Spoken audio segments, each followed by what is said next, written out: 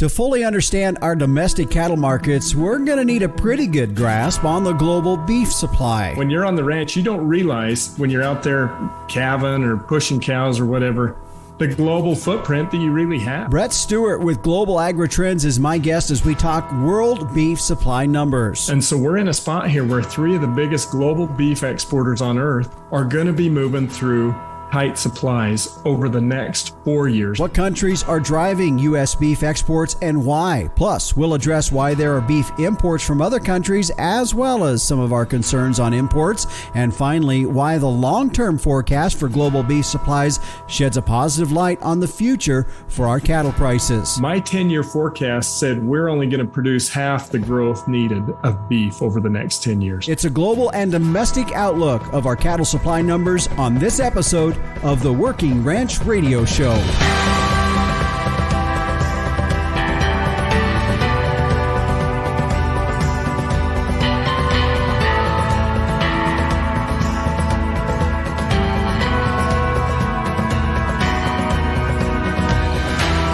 And we welcome you to the Working Ranch Radio Show. I'm Justin Mills. We're glad to have you along here today. This is episode 123. And if you missed something and you want to go back and listen to it again, you can find us on our podcast website at workingranchradio.com, or you can also find us on pretty much any podcast provider out there as well. Well, I hope your summer is underway in good fashion. And we, of course, here on the X-Ring Ranch, we were able to get calves branded last weekend. So that was good to get that done and kind of get things moving to the next step as we get cattle pushed out to grass and get ready for breeding season. Of course, we won't be putting bulls out till about the 25th of July on the cows. We have heifers to start a little bit sooner than that, but we are moving and things are getting a little rain here, and that's always a positive thing when we look ahead for our summer activities. Well, on our guest here today, it's going to be Brett Stuart. He is with Global AgriTrends. We're going to be talking a lot of information today as we talk world global beef supply numbers and how that also affects our domestic supply numbers, or our domestic markets, I should say, and just how that all correlates. We're going to be talking imports as well, both the good and the bad on that. And really, he's going to give us some insight as far as when we look at global beef supply numbers on a very long-term basis and the gap that we're beginning to see in terms of those supply numbers with our growing population. So just a lot of information out there that will help us as ranchers, both in understanding our domestic market, but also how that is affected by the global numbers out there as well. So a great program here today. Brett Stuart with Global AgriTrends, my guest here today. A thank you to our sponsors as well on the Working Ranch Radio Show. Allflex cattle identification record keeping should be easy, and you can tie now your visual tag with your EID tag and your genetic data to one management number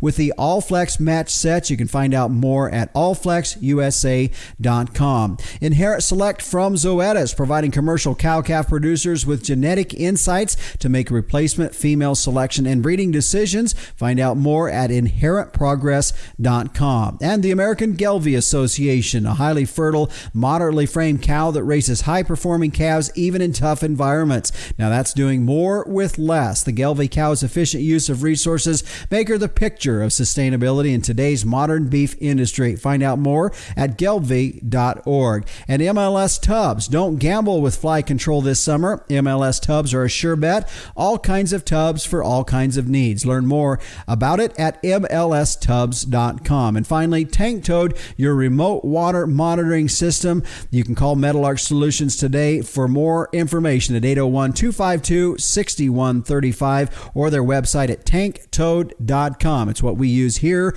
on the X-Ring Ranch. Well, let's check in now with the Captain Tim O'Byrne, publisher and editor of Working Ranch Magazine, for this week's edition of Tim's 2 Cents. Hey, Justin. Hey, everybody out there in Working Ranch Radio Land. Probably half of you are going around and around and around the field, haying and doing whatever. If you're bored, well, then go back and check out the back episodes of this amazing podcast. Justin's got a lot of good information back there. Now, Justin, I want you to check out this down the road for an episode. Approximately every 5 years, the beef cattle industry undergoes a national beef quality audit funded by the Beef Checkoff to help determine quality confirmation of the U.S. beef supply. Reports detailing 2022 BQA results are now available at bqa.org. The market cows and bulls and fed cattle reports outline where the beef supply chain is making positive changes as well as areas for beef improvement. Now, here's a quote from Dr. Trey Patterson, CEO of the Padlock Ranch and chair of the Beef Quality Assurance Advisory Group.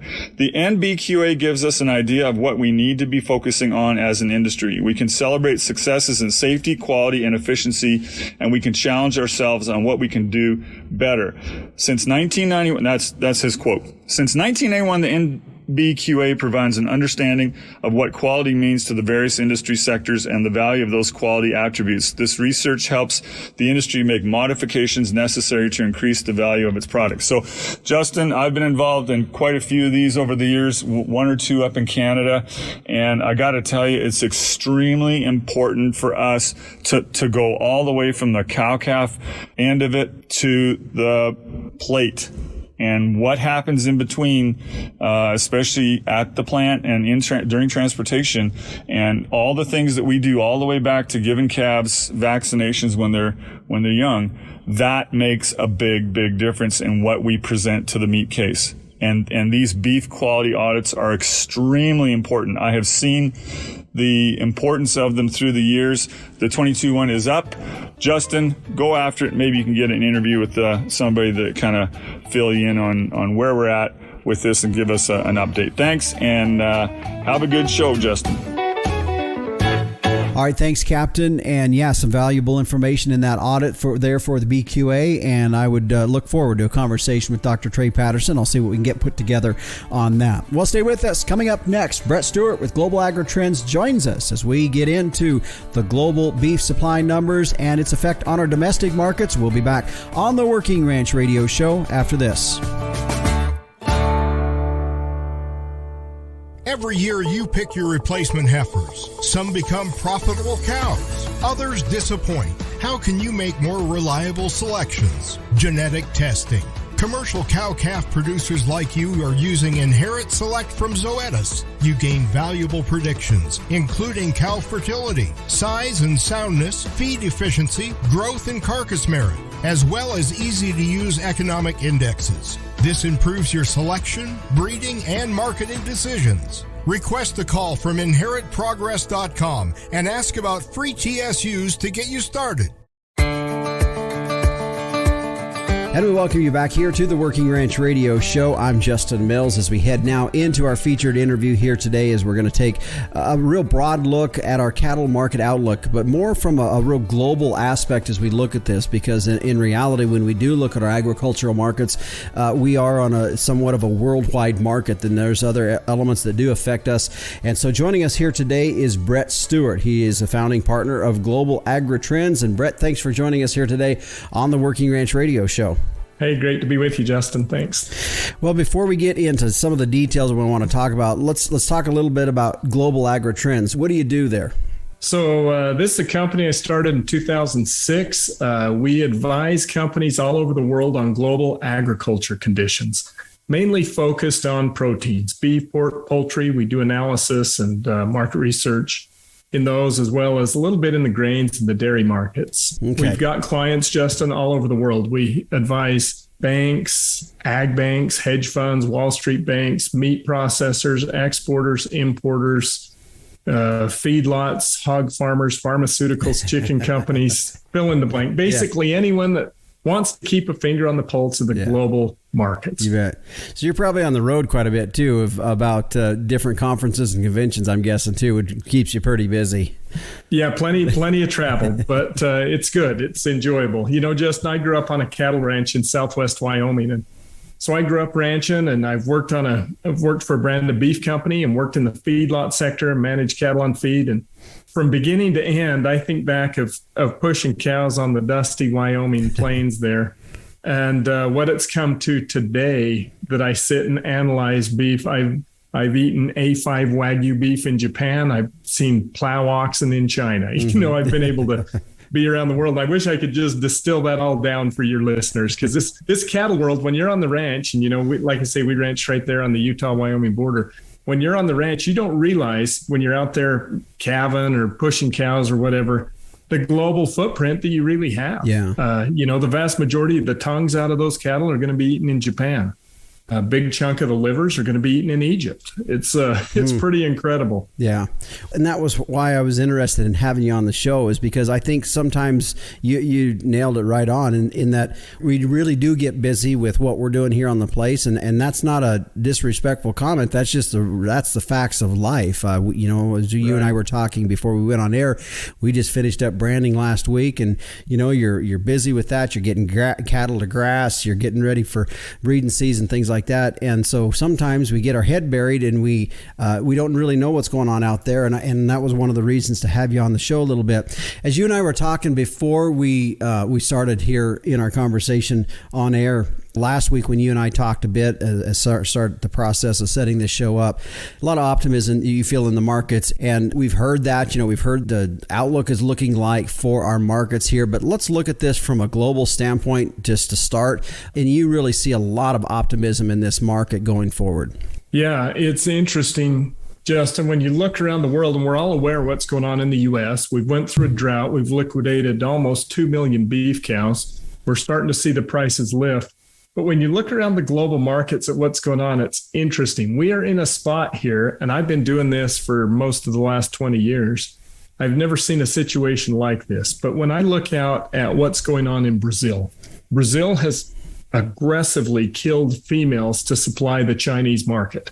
China's a whole different ball of wax. We can talk about that here in a minute. But Brazil has overkilled their herd to try and fulfill orders and keep beef going to China. As a result, they're in a spot where their female herd, I think, is tight. Now, in the global markets, we don't have data. We don't have a USDA in Brazil doing what our USDA does. So everything's guessing. And that's what I've made a living on, is guessing what's going on in the markets in China, supplies out of Brazil, Australia, etc. Long story short, due to our weather pattern and the inverse of our weather pattern in Australia, as well as what's going on in Brazil, we are expecting that the combined slaughter rates, total slaughter out of Australia plus Brazil plus the U.S., we've got that slaughter down 10% from 2023 to 2027. And so we're in a spot here where three of the biggest global beef exporters on earth are going to be moving through tight supplies over the next 4 years. And I'm not just talking about what we're hearing on calves now or what I think they're going to do next year. From a global basis, we've got support here for years out. When you talk about this export market and our global market, let's put it into perspective as far as what that does. How much of an effect do we see from the global market on our U.S. market? I know, and maybe I'm not phrasing that question right, but I feel like sometimes we're really consumed about our domestic market here in the U.S., and it is a big part of our industry. So I don't want to downplay that, but at the same time, I don't think we quite understand, or at least I don't quite understand, really the implications that we see from that global beef market as a whole and its effect on us here in the U.S. Yeah, I get what you're saying, Justin. So yeah, when you're sitting there on the ranch, you say, the price that those Japanese pay for beef tongues is a long ways from what I get paid for my calves, right? And there's a lot of interactions and transactions in between those two. So you can look at it pretty simply this way. Exports on a tonnage basis, we export about 10% of our beef production. About 10% of the beef pounds goes out of the country. Now, I run a little metric here. I take export dollars as a percent of the fed steer value. That export dollars as a percent of the fed steer value 10, 15 years ago, it was about 10%, about the same as the volume. Today, it's well over 20%. So we export 10% of our production and over 20% of our value. Okay. And that's just happened in the last 10, 15 years. I'll tell you, it is shocking. And I haven't been to China since COVID, but 2019, I was over there 3 times. I've been to China pretty much every year for the last 20 years. And what's happened just in China alone is pretty shocking. And to see that beef demand come on, I mean, for years, I'd go to China and eat pork every meal. Or if I ate beef, it was old dairy cow beef, some real lean beef, and they'd boil it, boiled beef. The last 8 years in China, every restaurant, you go through those big malls in Beijing or Shanghai or Guangzhou, every restaurant has a picture of white, fat marbled beef in the window. And it is, I don't know how to explain it. It's like cell phones or cars. It is the new thing in China. And so historically, we used to sell a lot of beef into North Asia, North America and North Asia, Canada, Mexico, Japan, and Korea. That was the majority of our beef. I was selling beef to Japan and Korea. They had a pretty cozy agreement how they allocated the cuts. And then China comes into the market. And all I can say for a cattle guy, it's kind of like if you've ever been at the sale barn and there's two guys buying cull cows. Yeah. You've been there, right, Justin? Yeah. Two guys. And you're watching cull cows sell going, I kind of feel like I'm getting pillaged here. I feel like something's going on. What happens when that third guy walks in and starts bidding? Mm-hmm. Then you find out I'm getting a fair price. And that's what happened when China came into the global markets. All of a sudden, Japan and Korea just flat could not keep up. And what we've seen just here recently, Japan is the one least able to step in the ring and bid with those guys. And so China coming into the market really increased the value of our export dollars. Yeah. How active is Australia and Brazil trying to hit that China market? I mean, are we all three hard competing on China? Yeah, Brazil's the biggest supplier by a mile. Oh, really? They're supplying the most beef, Uruguay, Argentina, Australia, New Zealand. But here's the deal. When you talk about grain-fed beef, and I told you those pictures all have white fat marble beef. Now, all those restaurants don't have white fat marble beef, but all the pictures are. White fat marble beef is only produced in the U.S., in Canada, and about 30% of Australia. And so in that Chinese market, there's a lot of Australian beef, Brazilian beef going in that's $1.50 a pound cheaper than ours. The highest price imported beef into China month in, month out is the U.S., and it's by a wide margin. And so we're in a unique spot. When I look at global beef production, if I go back to 2000, the year 2000, 23 years ago, the total production of grass-fed beef in the world has increased about 4.5 million tons. The increase in water buffalo, that's out of India, that's increased 3 million tons. The total supply of grain-fed beef on the planet in 2023 versus the year 2000, it's going to be almost the same. So think about that. So you can't just look at global beef supplies. These are different products. So in 23 years, we've added 1.8 billion people to the planet. We've added 43 trillion in global GDP. And 2023 and next year, 2024, the world's going to have almost the identical amount of grain-fed beef that we did 23 years ago. That's because of our liquidation and Canada's liquidation. We were up about 1 million tons in 2022. But this global market for grain-fed beef is truly incredible. Yeah. Well, interesting. A lot of interesting data there. And we're not done, folks. My guest today is Brett Stuart. He is a founding partner of Global AgriTrends. We've got 2 more segments where he's going to join us. We're going to continue to talk about this global beef market. And I know when we start talking global beef market, as we've talked already a little bit ago about the 3 biggest beef exporters in the world are the U.S., Brazil, and Australia. But what about the beef coming into the United States? We're going to talk a little bit about that, and we're going to continue to talk about what we see going forward when we return here on the Working Ranch Radio Show.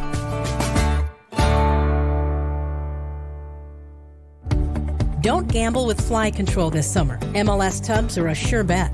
MLS high-performance, low-moisture cooked molasses tubs provide controlled, consistent supplement delivery to your cattle, horses, sheep, and goats. MLS takes pride in their line of products that are proven to lower your feed supplement costs. All kinds of tubs for all kinds of needs. Learn more about MLS tubs at mlstubs.com.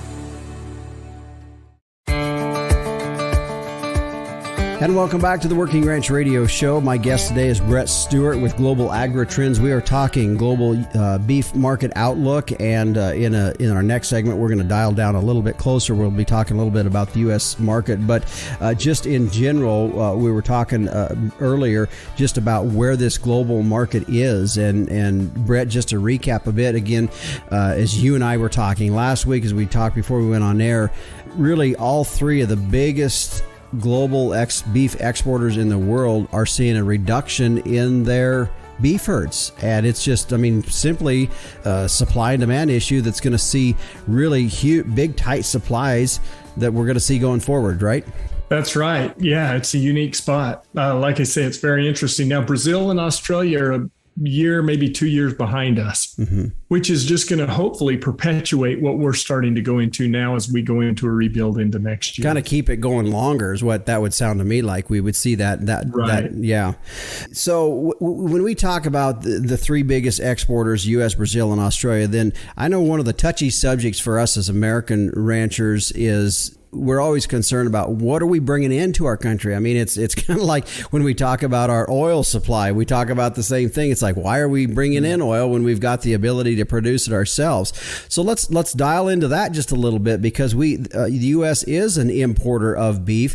And so talk about that element of our market. Yeah, we're now the number 2 importer of beef behind China. China's now surpassed us. So in terms of imports, and I went down this road, I'm from the cattle producer standpoint of, I'm with you. Why are we importing beef? We produce the best beef in the world, right? You kind of got to go back through history. And I worked for a few years for the U.S. Meat Export Federation in Denver. And if you go back to the history of why we export and what these markets do, look at Japan. You have to go clear back into the 1980s and 1990s when we really opened up Japan and started exporting beef. Those Asian markets eat different cuts than we do. They love short plates. Most people don't know what a short plate is. It's the same thing as a pork belly on a steer. Okay. It's basically that belly on a steer. It's real fatty. They like chuck rolls, even briskets, some of those fattier cuts, short ribs, things that we just really didn't utilize in full. Those North Asian markets love. And so one thing that happened over time is that's a lot of the cuts that would end up in our trim pile. We would take short plates and navels and short ribs and some of those things. A lot of that would go into trim and it would be ground for hamburger. Mm-hmm. But what happens with imports is all of a sudden we say, hey, we got buyers over here that'll pay $3, $4, $5 a pound for these cuts. Let's go ahead and ship them out. We tighten our trim supply.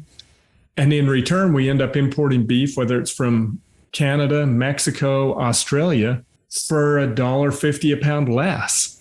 And so really in that trade, we're upgrading those cuts. We're going and finding the highest bid in the world for every cut. Mm-hmm. And so as a beef producer, I want every cut from my steer to go to the highest buyer on earth. Now, what that did, it's tightened our lean supply here. And so we do have lean supply coming in. And virtually all of our imports are coming in as 90% grinding beef. Mm-hmm. That comes in, it gets blended with the 50-50. We make lean patties. Now, as a rancher, I say, well, I used to hate it when I'd take cull cows to the auction and get 32 cents a pound. And I'd say, if we could shut off these imports, my cull cows wouldn't be 32 cents a pound. Yeah. That's a little harder argument to make today when cull cows are $1.10 plus per pound. Right? We simply do not have enough. We simply do not have enough. And there's a couple things to consider. You could say, well, in a perfect world, we would export but not import. And that would give us maximum demand for our product. Well, you're not going to get any trade deals done if you say we want to export, but we're not willing to import. Yeah. And it's the same for our partners as well. The door kind of swings both ways. But what's good news for us is those imports really have a small sized impact compared to the outsized impact of our exports. And so as a producer, like I say, you want to sell every pound of beef for the highest value anywhere in the world. Hamburger is our lowest cost product. It is the least, it's the cheapest product we make. And so in effect, yeah, we allow those imports in, we export. And I think there's some room for concern about imports. I get a little nervous when I see USDA approving Paraguay for import based on a risk assessment that they done a few years ago, like 8 years ago.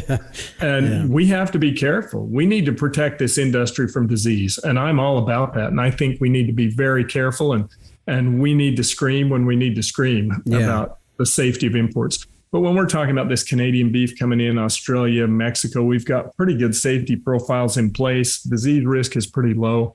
Yeah, that stuff comes. But like I say, it's kind of a hard argument to make when cull cows and cull bulls are up in that $1.10, $1.20 range. Yeah, I'll get back to that in just a little bit. But you also mentioned a real big concern that a lot of ranchers voice, and that is the beef that's being brought in from some of these countries that are a little suspect. And when we start talking about foot and mouth and BSE and some of these issues like that.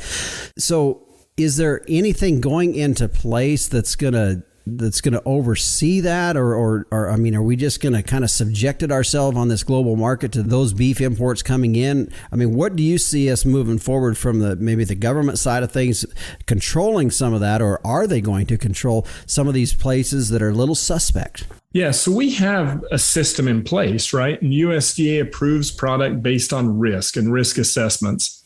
And the USDA is pretty thorough. When they go and approve a foreign plant, they go and audit that plant. They inspect that plant. We've had a number of Mexican beef plants get approved in the last couple of years. Those are all under USDA audit. And like I say, Mexico, we're not a real disease risk there. But Brazil has become a major shipper of beef to us now. They're shipping a lot of beef. Now, the good news for us with Brazil is there's a 60,000 ton quota, which isn't very much, that we share with everyone that we don't have an FTA with, including Brazil. So Brazil ships now, in the first 3 months of the year, they fill that quota. Every pound they ship after that's a 26% tariff. Okay. And so the Brazilian beef comes in Q1, and then that tariff really puts the brakes on them. Sure. But the concern really isn't economics or product. The concern is safety. And so Brazil has some protocols in place that USDA audits. Now, I think it's good that we all keep USDA's nose to the grindstone to say, look, we got an industry to protect. USDA understands that. It isn't a political issue. It's USDA administration. Yeah. But I think it's good as an industry that we keep pressure on and say, look, those states down there that are not FMD free, we can't be bringing that beef in. And so that's been the game. And that's kind of how it's been done is there are certain states that are eligible to export, certain states that aren't. Mm-hmm. Now, Brazil is well on the path to eradicating FMD. They've got states to export beef to us. That state has to quit vaccinating for a year with no cases. That's a big gamble, right? If you're a state that's borderline and you quit vaccinating for a year, you got to go a year with no cases. And so I think there's some pretty good safeguards in place, but I do know that USDA is looking at approving Paraguay. Paraguay has a little different record, and you and I know we don't take people at face value on, hey, these are okay and these cattle are okay and these aren't. We got to be careful with that. And so I appreciate the efforts of the industry in saying,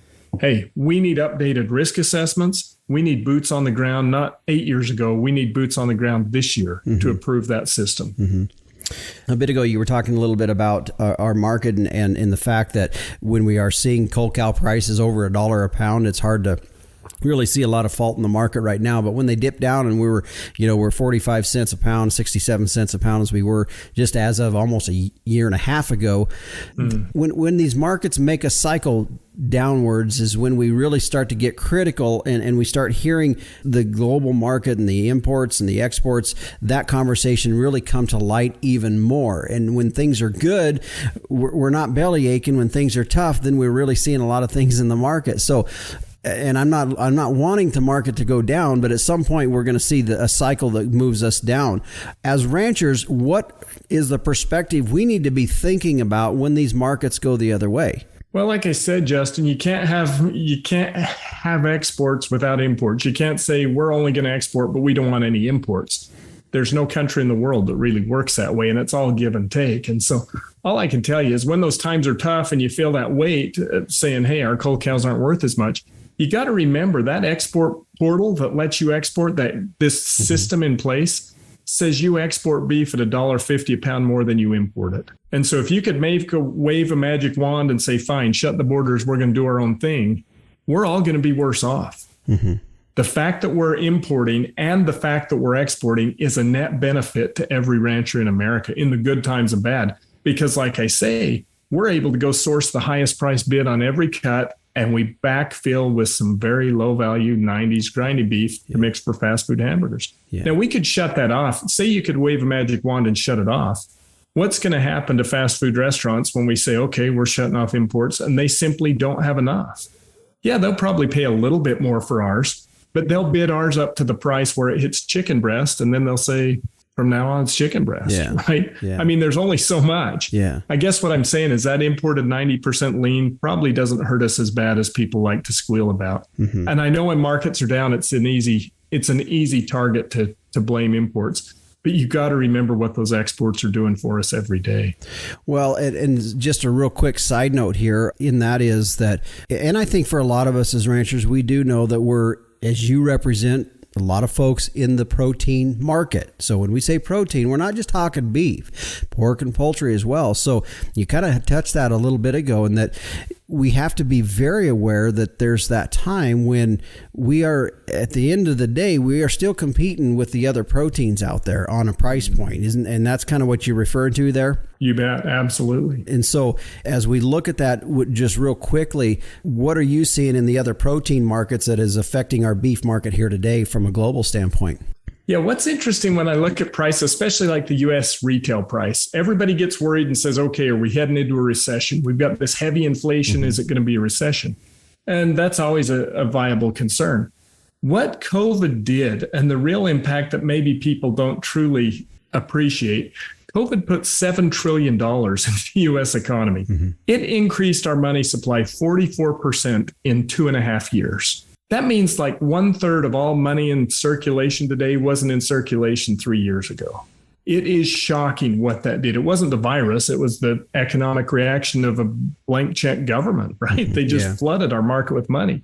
But what that did for retail prices, you can look at beef, pork, and poultry. All three retail prices are 30% higher than they were pre-COVID. And you can go for a 3-year average pre-COVID. Consumers are now paying 30% more for beef, pork, and poultry at retail. And so, that's our inflation hedge, right? All our costs are going up, but consumers are paying way more. Well, then the challenge becomes, well, what about retail margin? What about packer margin, right? The consumers are paying more, but am I getting more? And for a few years, that's felt tough. Now, this year, we're seeing a huge shift in leverage. And that comes, Justin, when we have fewer cattle than shackles at the plant.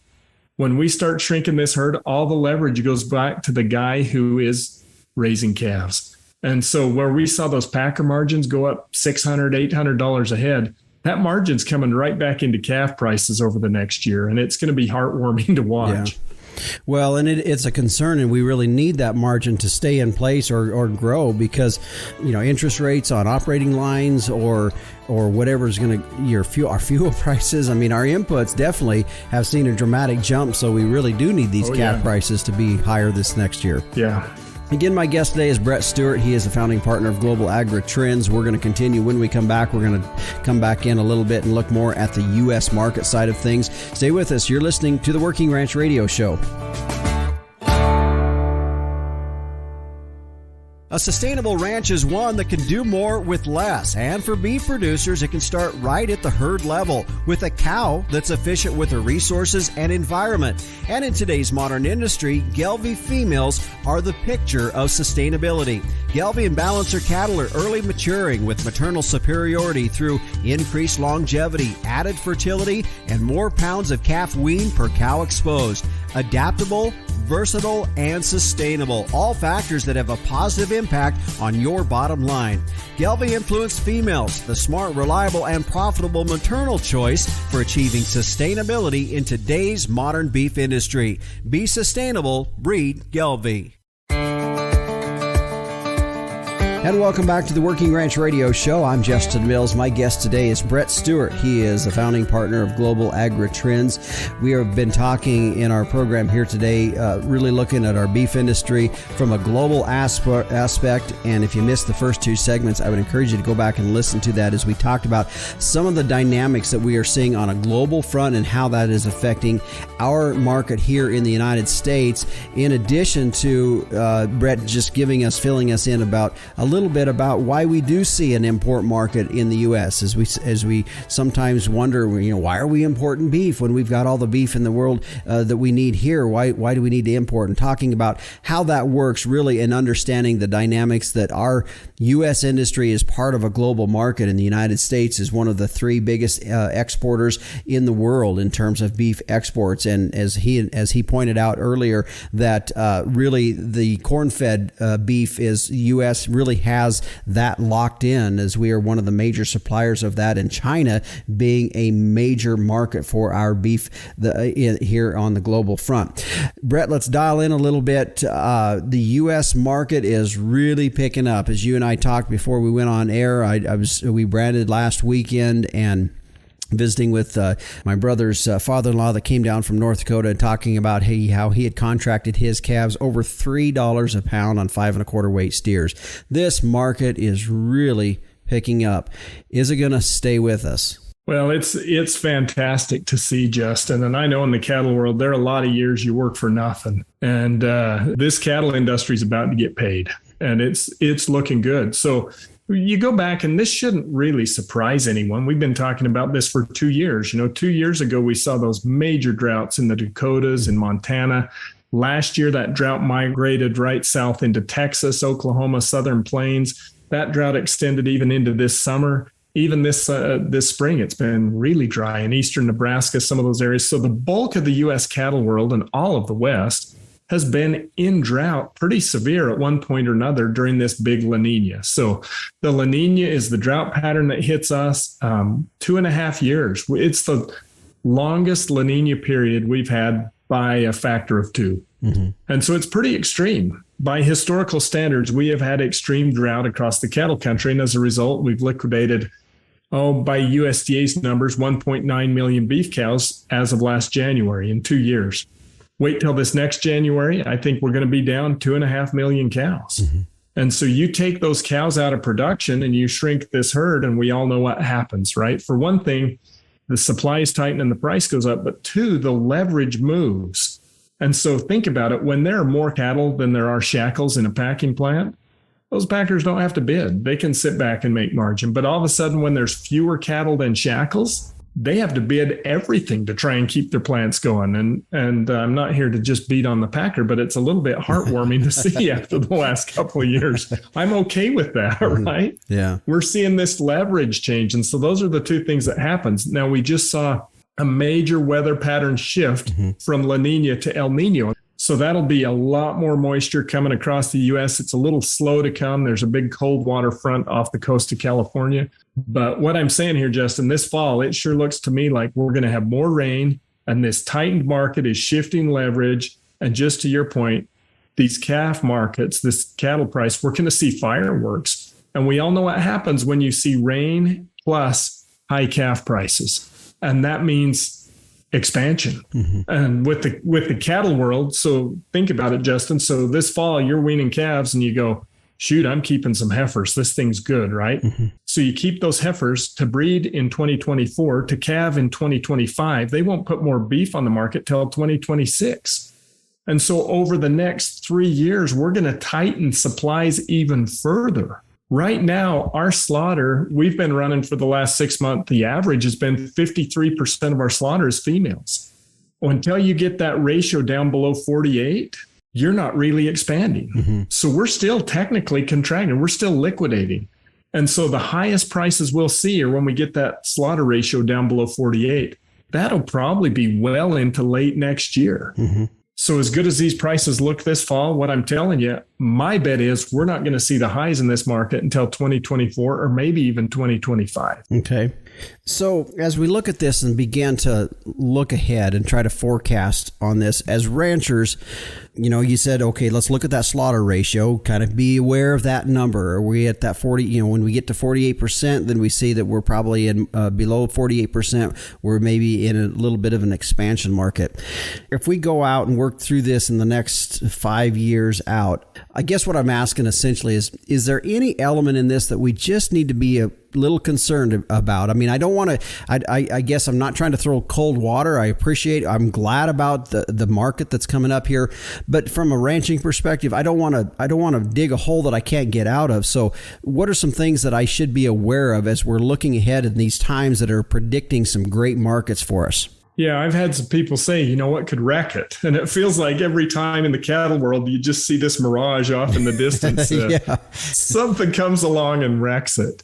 And I would say I'm a lot more confident on this one than I normally am. Okay. There's not a lot to wreck it. Now, one thing I don't know if people realize, we've got the cow herds, it's in decline. The beef production is going to decline next year. USDA forecasts it down, 8%? We're going to take per capita, think about this. Next year's production decline will be the biggest production decline of U.S. beef in 45 years. That die is already cast. That's because of the cow herd liquidation. So really, we can't change that. The only thing that changes that is if we have prolonged drought. If something changes and we get real dry and we keep killing cows, then that production's not going to drop yet, but it's going to drop further out in the future. So next year, based on everything we're looking at, we're going to take 8.7 pounds per capita away from every man, woman, and child in America. Mm-hmm. Almost 9 pounds per capita. That's over 2 years. Now, in the swine world, and what you may not realize, the swine world is in shambles right now. The hog world's in trouble. Hogs are losing money, and the futures curve does not give them any profit for 12 more months. And so we're going to be going through some liquidation in the swine herd as well, which tells us next year's pork production is going to be smaller than this year's. For a very different reason. They're in liquidation as well. The poultry guys, they're kind of stair-step steady. They're always growing a little bit. A lot of this comes down, Justin, to what happens to corn. And a week ago, I was really nervous about that Midwest corn crop, but it sounds like over this last weekend, there was a lot of rain across the Corn Belt. And I'll tell you, every penny that comes off of that corn price is going to go into a calf price. And so if we'll see where the corn is. Brazil just is in the middle of a second crop harvest. They're going to have record corn production this year. If we can get a good corn crop in and take some steam off of corn price, that even helps us further. So when you talked a little bit in the previous segment, a little bit about inflation, the recession stuff. Do you see any of that coming into affecting us from a domestic market here a little bit? I mean, we did see the view on beef, I think, was very favorable coming out of COVID, but people are only going to be able to give a certain amount, and then things got to change. I mean, we all financially have to make those decisions. Do you see anything with where we're headed from an inflation standpoint that would affect our domestic market? Yeah, and we know that there's consumer stress rising, right? The COVID money isn't going to last forever. As Americans, we probably all spend it a little irresponsibly. People are going to come to that reckoning of going, hey, I've got some decisions to make. And so you look at recession, and what does recession do to us? I went back and looked at the last 8 recessions, clear back to January 1970. And what I've done, Justin, I've taken the retail beef price each month from the beginning month of the recession to the end of the recession. The worst recession we ever had, beef prices, the retail beef price fell 5% from the beginning of the recession to the end of the recession. That was in 1973. Okay. 2008, probably the biggest recession, well, obviously the biggest recession of our lifetimes, maybe the best one to compare it to. I mean, people were losing their homes, they were losing their cars. The retail beef price, if you start on month 1 of that recession, by month 9 of that recession, the retail beef price had went up 10%. And by the end of the recession, it ended up 4%. It never went negative. The retail price of beef did not decline through the 2008 recession. Now you think, how on earth is that possible? We saw those high-end steakhouses close, right, during the 2008 recession. So you got to remember, retail beef price includes high-priced tenderloins and lean grinding beef and hamburger. But that blended price, what I'm telling you, beef is relatively recession-proof when you look at that blended price in retail. And when consumers are forced into the grocery stores, they look and make better decisions than they do in the restaurant buying that $30 tenderloin. And so, yeah, we'll see some differentiation in cuts when we see consumer pressure. But what I'm telling you is beef is largely recession-proof, at least at the retail price level. We're about to wrap up here a little bit. And so as we head into that, Brett, did I miss anything? Did I miss something that you continually get asked that is a concern for us as ranchers? Well, I think there's some things to be aware of. The climate policy thing is not over. Animal welfare stuff, that's not over. Those things are becoming more real, and that's probably a whole nother topic for another day. But I would argue that there's probably more opportunities than threats in some of that stuff. I look out 10 years. So if I look at the 10-year forecast for global meat and poultry supplies, over the last 20 years, the world grows about 5 million tons a year in beef, pork, and poultry production. And that's the same as consumption on an annual basis. So we're eating about 5 million tons more every year. If I look at the FAO forecast the next 10 years, and I think they're too high, they're showing we're going to grow 3.8 million tons a year over the next 2 years. We're falling short of demand. And I've run some of our own internal models based on per capita consumption, based on GDP and population. My 10-year forecast said we're only going to produce half the growth needed of beef over the next 10 years. I forecast we're going to need 8 million tons more beef the next 10 years, and the world for what I think we're going to produce is about 4 million tons. So I think the global winds are blowing in our sail. I think we've got some good reasons for optimism. Absolutely. Inflation's heavy, and I know costs are high. But like I say, I think there's a real opportunity here and I'm not just saying next year, I think the next 3 to 5 years for this industry to recapitalize make smart decisions and say, how do I position myself for growth in the future? There are good days ahead. Yeah. And just because of that comment that you said there about that shortfall that's going to be said, I want to ask another question here. We're kind of running out of time here, but I do want to ask this question. So who's going to fill that gap? Yeah, so that's when I show the slides and I go through that model and I show this huge gap. It's a much bigger gap for pork and poultry, but it's also a gap for beef. People always ask that, is that going to be alt protein? And I laugh and say, absolutely not. What it's going to be is less protein. I mean, what we don't produce, people don't have to eat that much beef or pork or poultry. And we're seeing it in Europe right now.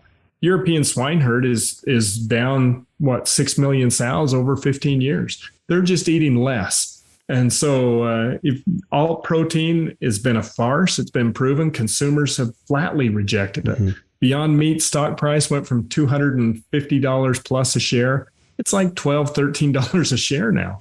Those are industries that everybody guessed wrong. Betting on alt meat was a terrible guess. That's another thing I think it's heartwarming to watch, the complete demise of these alt protein. They're just not there. And so what's going to fill it? I say less meat. People just aren't going to have as much to eat. And that's price supportive to us. Wow.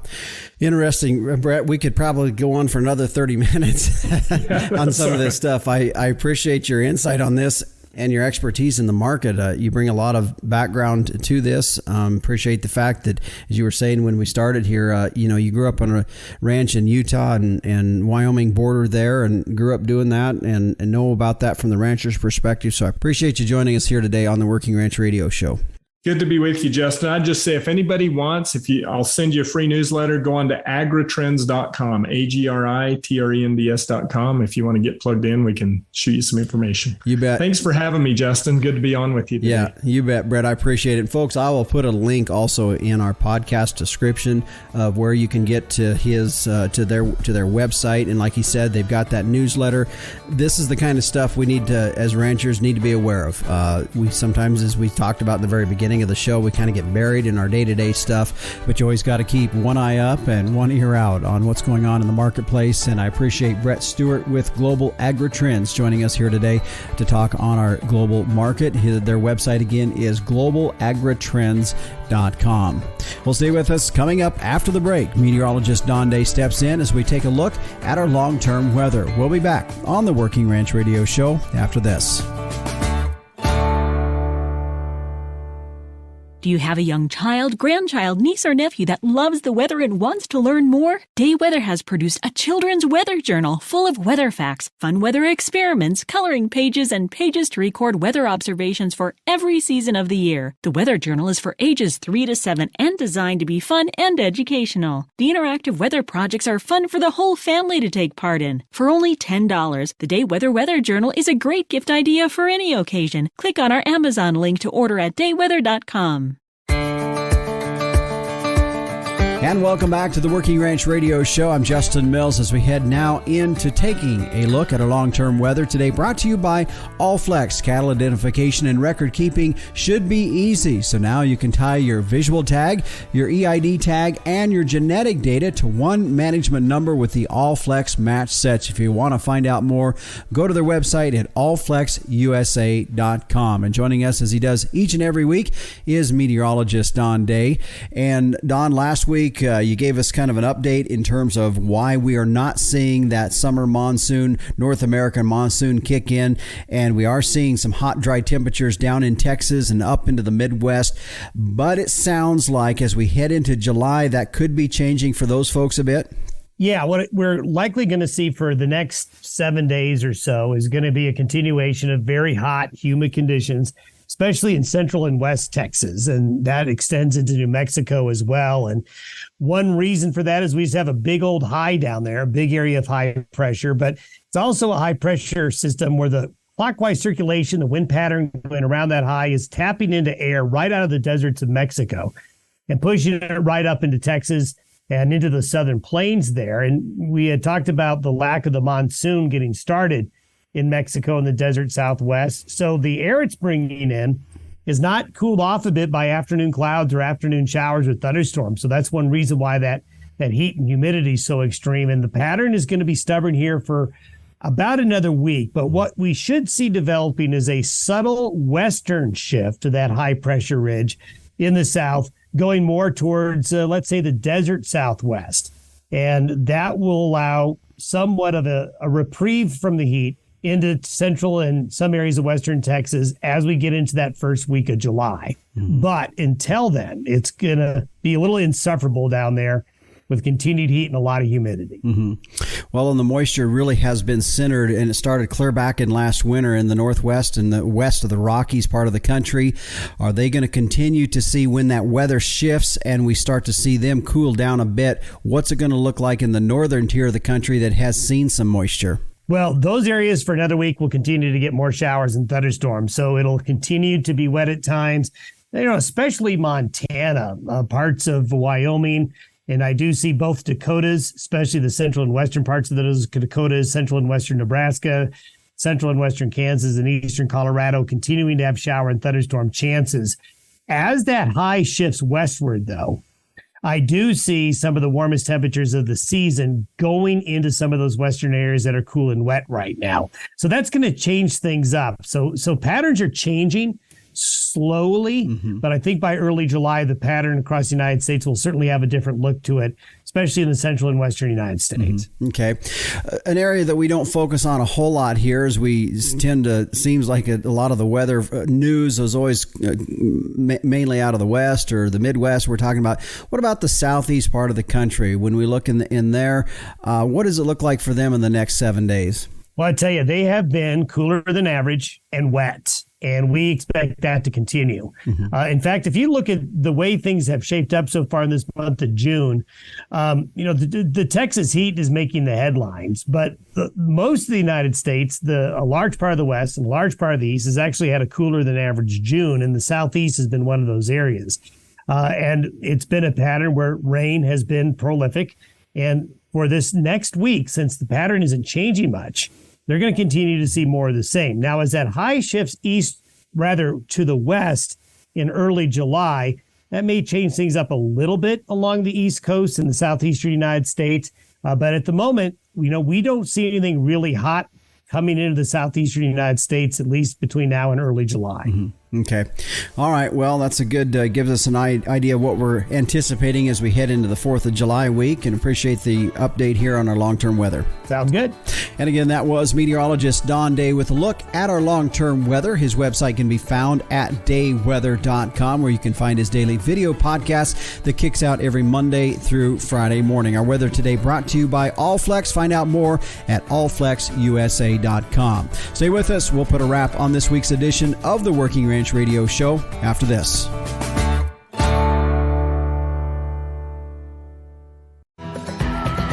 Well, before we head out, I just want to remind you that the summer edition of Working Ranch Magazine is already out, and if you don't have it, I'm guessing you probably don't have a subscription yet, and folks, you're missing out.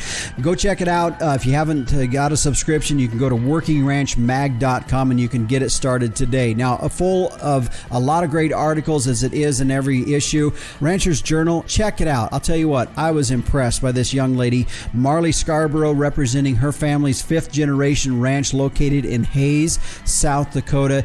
Take a read for yourself. I'm not going to say any more. You will be impressed with this young lady as well as I was. Thank you to our sponsors here today on the Working Ranch Radio Show, Allflex, Inherit Select from Zoetis, the American Gelbvieh Association, MLS Tubs, and Tank Tow. The Working Ranch Radio Show is a production of Working Ranch Magazine, branded #1 by America's Ranchers. If you want to get a hold of me, my email address is justin.workingranch@gmail.com, or you can also send me a text at 307-363-COWS.